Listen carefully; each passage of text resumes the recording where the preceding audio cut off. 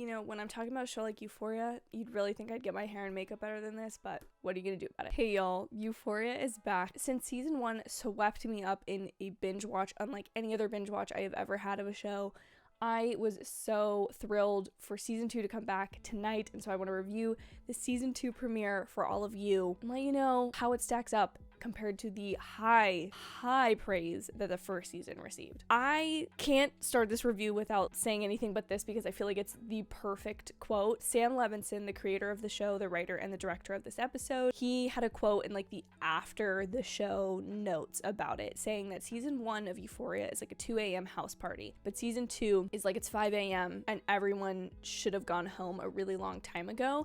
And I think that is the perfect way to encapsulate what narratively this episode feels like and the color palette. There's a lot they go into, both the cinematographer and Sam Levinson talk about in the after the show note. That was just too good not to include. And you can tell the first season very much feels purple, which is why I have the attire and the lighting that I do. But season 2 has these green, not as flattering lighting. It's on film, so it's grainier, it's a little grittier, and that's very much the narrative feel that this season gives from what is touched upon in this episode. And I just think it is so good. It's also such a great parallel to the pilot episode of Euphoria with the house party and kind of introducing us to all of those characters in such a crazy setting. This is reestablishing where all those characters are at this new house party on New Year's Eve of all time. But I just thought that was such a nice parallel for this season 2, giving you things that feel familiar but in a completely new way. I also feel like Sam Levinson's analogy of a 5 a.m. house party when everyone should have been gone, but there's stragglers, and kind of going back to the How I Met Your Mother rule of like nothing good happens after 2 a.m. and so like just go home. That is encapsulated in what I've come up with. Living on the edge can be Euphoria, because most of these characters in some form of another are living on the edge of someone finding out something about them, living on the edge of a relationship, living on the edge of an addiction, pushing the limits, and living on the edge can sometimes feel like that euphoria,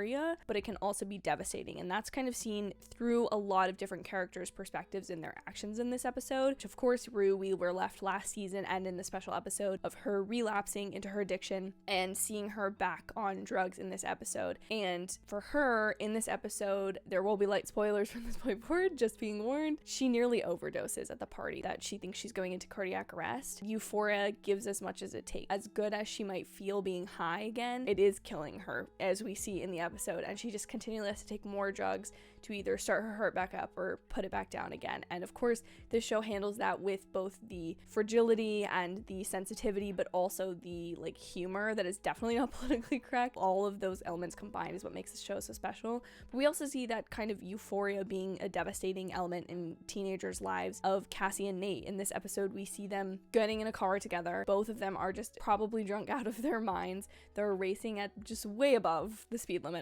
It stresses me out to watch things like this. In those moments, it could have gone very wrong. It could have gone from just the beer swelling in Cassie's lap and them hooking up later in the bathroom at the party. It could have gone terribly. I think this show, as much as people might condemn it for a glorification of all of these things, I feel like the beauty and the art of this show is showing that these moments in a teenager's life, or not even just teenagers, but moments in people's lives that feel so dangerous but inspiring, and all of those elements are sometimes combined into the same parts of life, and it's hard sometimes to separate the euphoria from the danger of it all. That living on the edge feel that I feel like this whole episode has, you're just waiting for something to happen. So when the finale of Fez whipping the Tito's bottle on Nate, which was like so unexpected, that was just almost a break of the tension for this whole episode, and it's just, the show does it so well. I also thought the opening of this episode was so not what I expected it to be. So they started with Fezco's backstory, which we see how he was living with his grandmother, how Ashtray came into the picture, and sort of how he got into this life of being a dealer.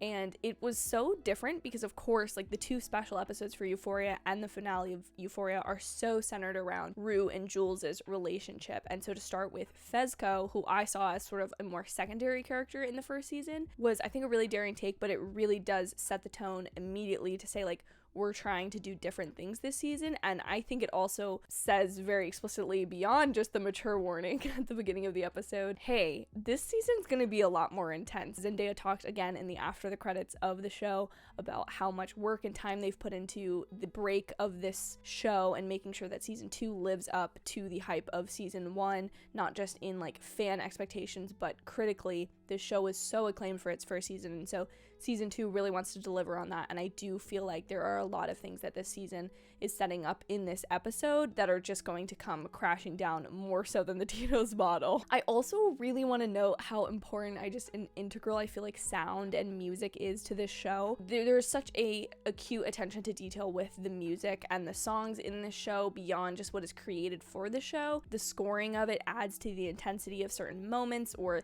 the lack of sound can also pack as much of a punch as any of the included songs. I also really loved, and again, I can't say this is my original idea, I should not have watched their commentary on the episode before I filmed this. Maybe it will be helpful to some people, maybe not. But Sam Levinson and the cinematographer, I'll put his name on the screen if I can remember it when I'm editing. They talk about the flashbulb moments of when they use at the very end of the episode the flashes of a spotlight on specific characters as if it was a Polaroid photo or like a moment frozen in time. And this episode does really feel like memories and sort of the impact of, like, if you were to look back on a picture of yourself from a time in your life, you would remember where you were, who you were with, who is important in your life at that point. All the different elements at that moment in time are frozen. Your past, present, and future are kind of all tied to like that one moment. And for a lot of these characters, everything feels like it's either crashing down or about to crash down on them.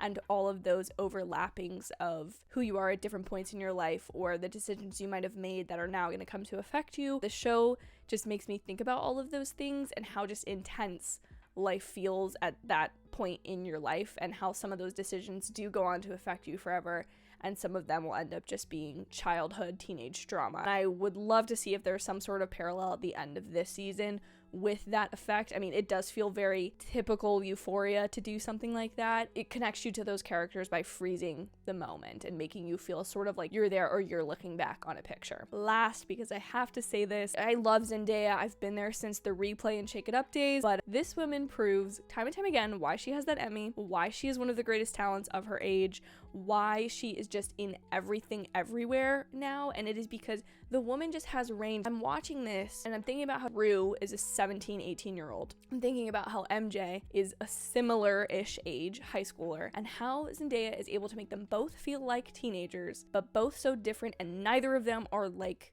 who she is in interviews when you watch her. She just blows me away, and this show, the minute I hopped back into this and saw her, I was like, she just truly is such a talent, and there's a reason that she is the starlet that she is. She deserves all of it. If you are a fan of this show, or a fan of the making of shows, or just film in general, I really highly recommend that you stick around after the credits of each episode. But they usually have Sam Levinson, Zendaya, maybe Hunter, just talking about different elements of the episode, the writer reviewing their thought process. And for this one, they really compared a lot of things to season 1, both in the aesthetic and narrative similarities and differences between the 2 seasons. So if you're interested in that sort of thing, I really highly recommend you go back and watch that. So insightful to see where these creatives are coming from. What did you think of Euphoria season 2 premiere though? Please let me know in the comments down below. I am so excited to talk about the show and review it with you guys, because I really think it is such a one-of-a-kind thing, and I'm so glad that it's back on the air. Please be sure to like this review if you enjoyed it, and hit subscribe if you want to see all the rest of my Euphoria season 2 reviews, as well as reviews of some of your other favorite movie and television and related content. Thank you guys again. Have an absolutely amazing day or night whenever you're getting to watch this, and I will see you all in my very next video. Bye, y'all.